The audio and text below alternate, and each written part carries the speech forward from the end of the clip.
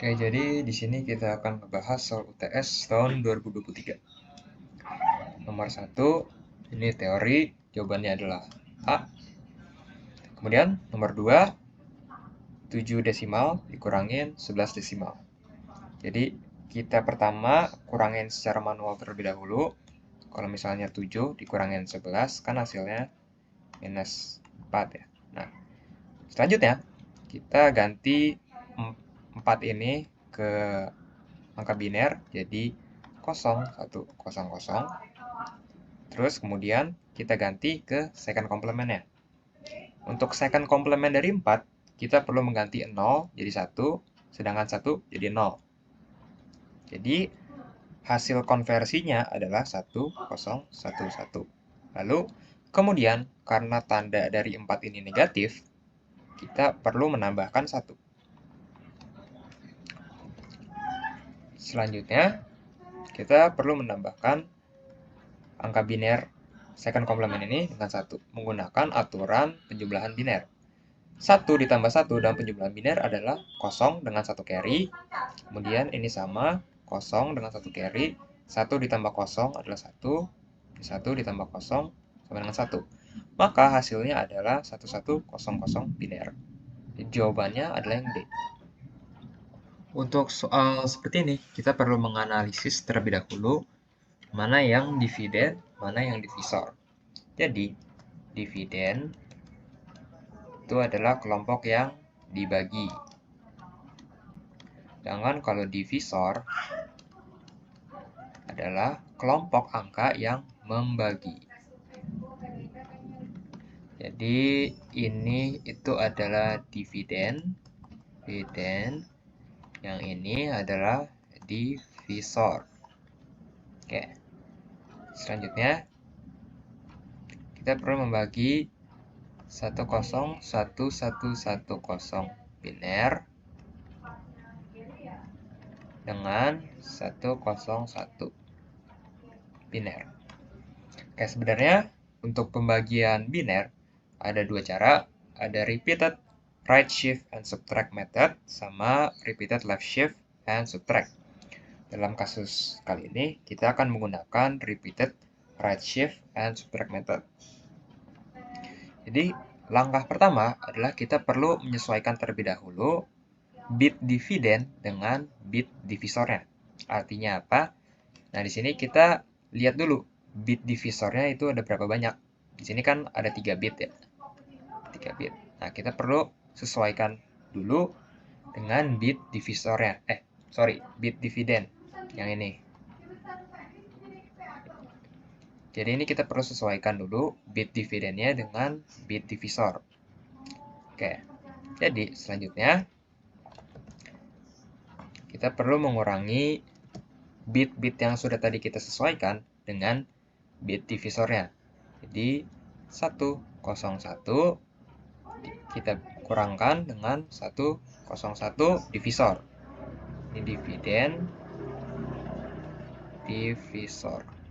Kita coba kurangkan. Karena ini hasilnya 0, artinya bisa dikurangkan kan?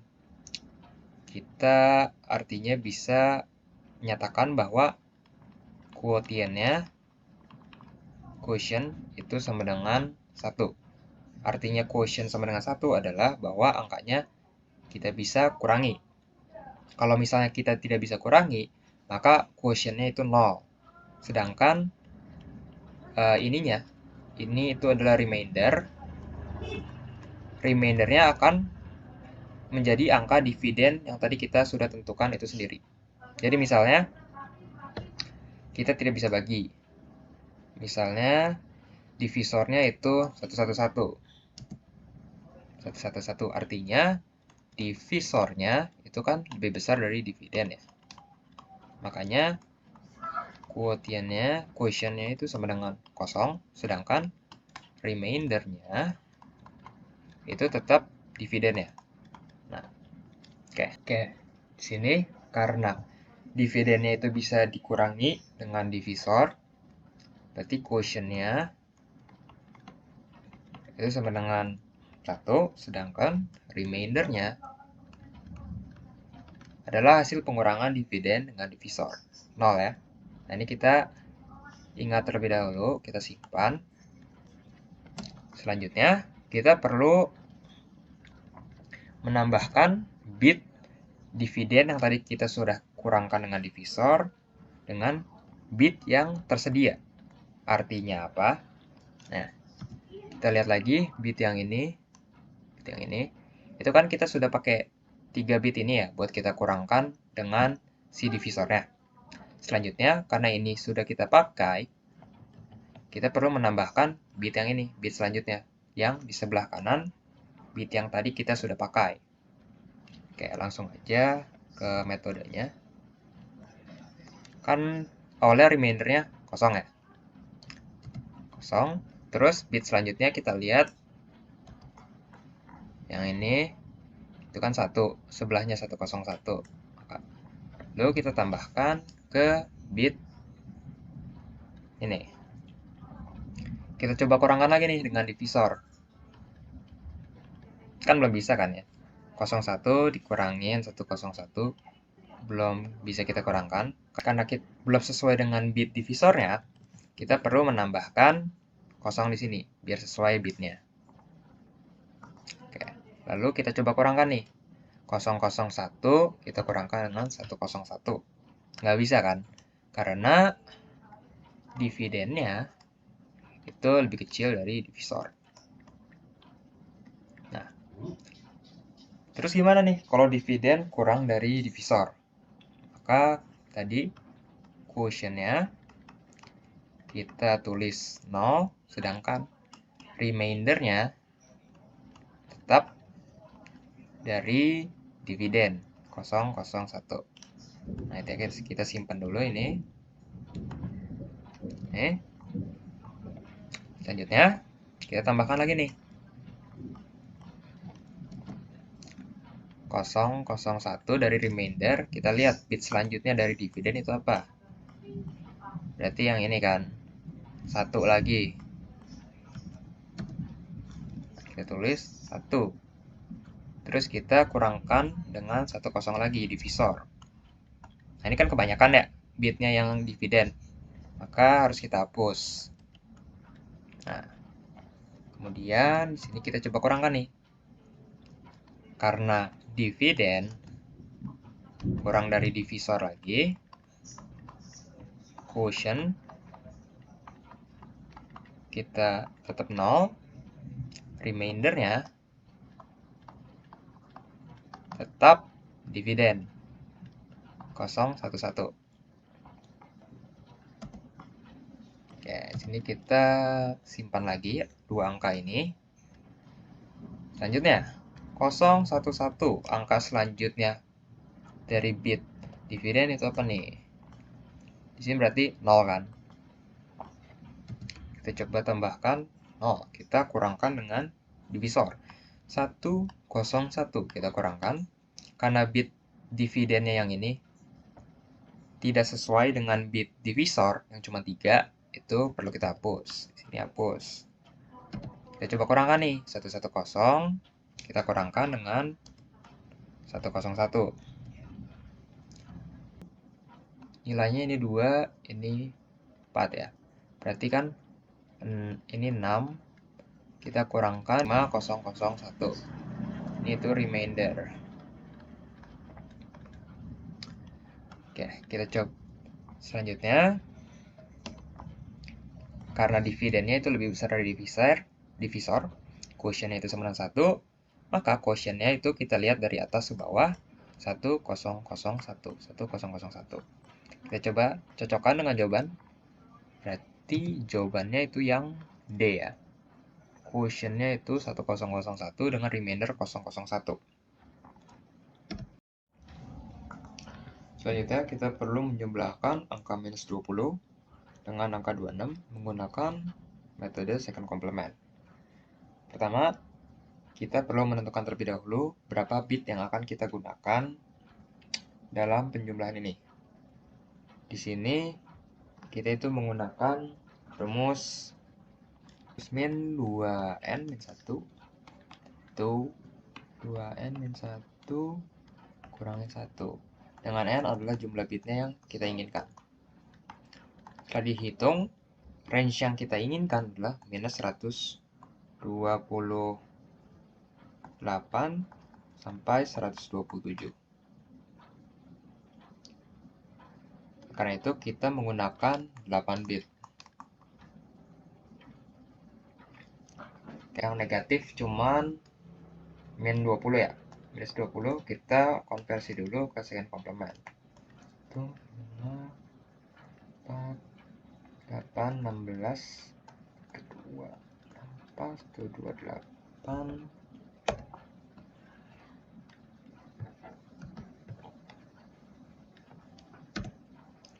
Oke, minus 20 direpresentasikan dengan angka ini. 0, 0, 0. Kita ubah ke second complement. Terus tambah 1.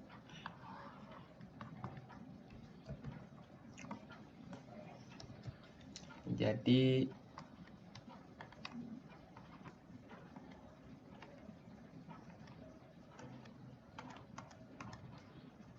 sedangkan angka plus 26 kita itu ubah ke binernya aja.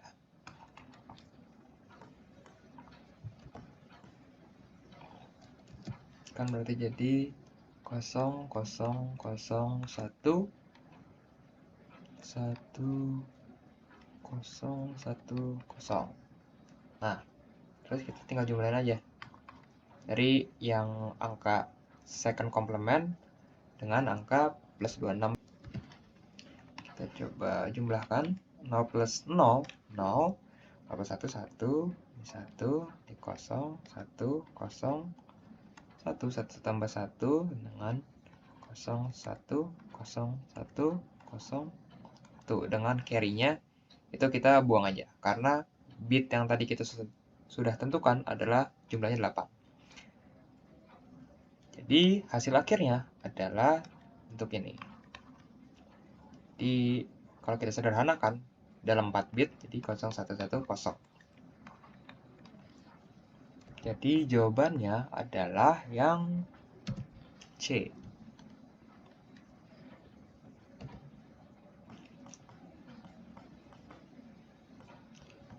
Selanjutnya, kita perlu menyederhanakan Boolean expression.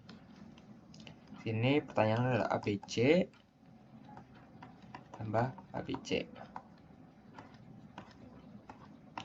Di sini karena kedua kelompok variabelnya itu sama, itu kita bisa aplikasi rumus teorema Boolean X tambah X itu sama aja dengan X. Karena itu kita bisa sederhanakan ABC plus ABC jadi ABC. Di sini nggak ada jawabannya ya. Jadi kita tambahkan aja E.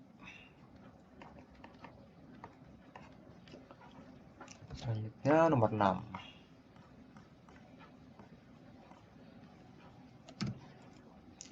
Di sini adisi dari 648 dengan 487 di BCD itu kalau kita hitung secara manual hasilnya adalah 1135. Oke, jadi ini cuma perlu dihitung secara manual aja.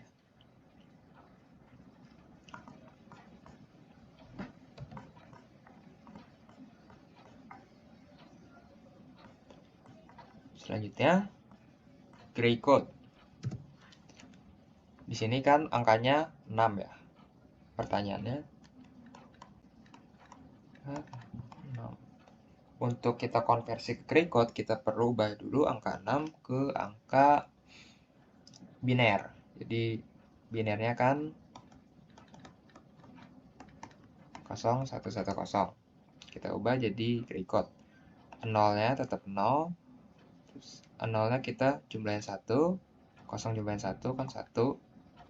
Turun lagi. 1 kurangin 1. 1 tambah 1 kan 0. Dengan carry-nya kita abaikan. Turun. Selanjutnya 1 ditambah 0 bisa dengan 1.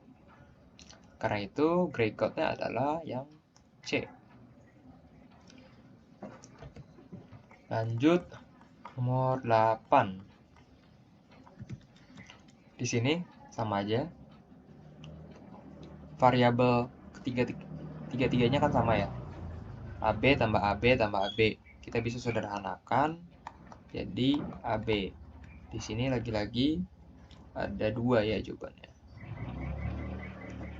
Ya, kita lanjut nomor 9. Nah, di sini tuh teori kalau kita misalnya coba satu-satu, yang paling memungkinkan adalah jawaban yang B.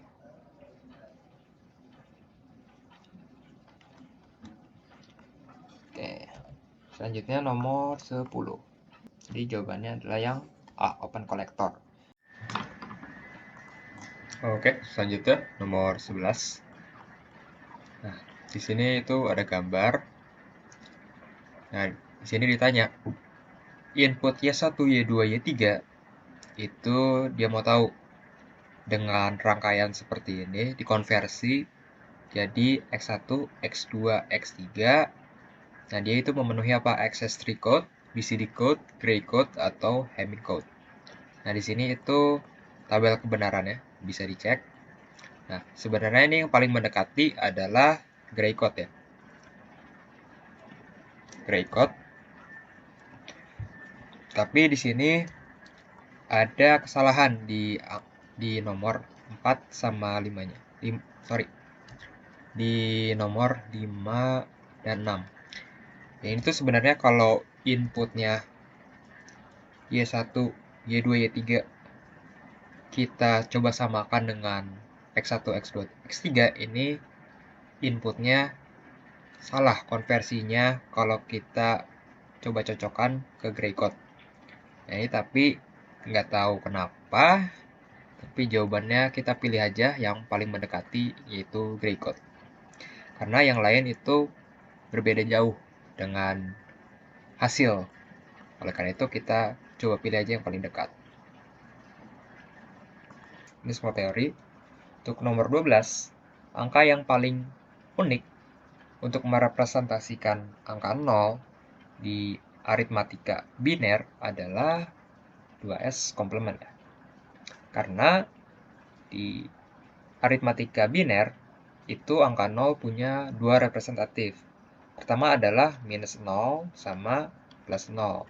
Nah, di sini berdasarkan pilihannya yang paling unik adalah 2S komplement. Karena jika ada tanda negatif di sebuah angka, kita perlu menambahkan angka 1 kan. Khusus untuk 2S komplement. Sedangkan angka-angka lainnya itu memiliki lebih dari 1 representatif. Kayak misalnya sign magnitude. Kalau sign magnitude itu dia merepresentasikan minus 0 sebagai 1000, sedangkan plus 0 itu sebagai 0000. Nah, di sini perbedaannya adalah dia menambahkan angka 1 untuk tanda negatif, sedangkan kalau 0 doang itu dibiarin. Sedangkan kalau kita misalnya pakai 2S komplement, nah, minus 0 bakal jadi 1111 ditambah 1 kan. Nah, dia balik lagi jadi 0000. Sedangkan kalau plus 0, kita nggak perlu apa-apain.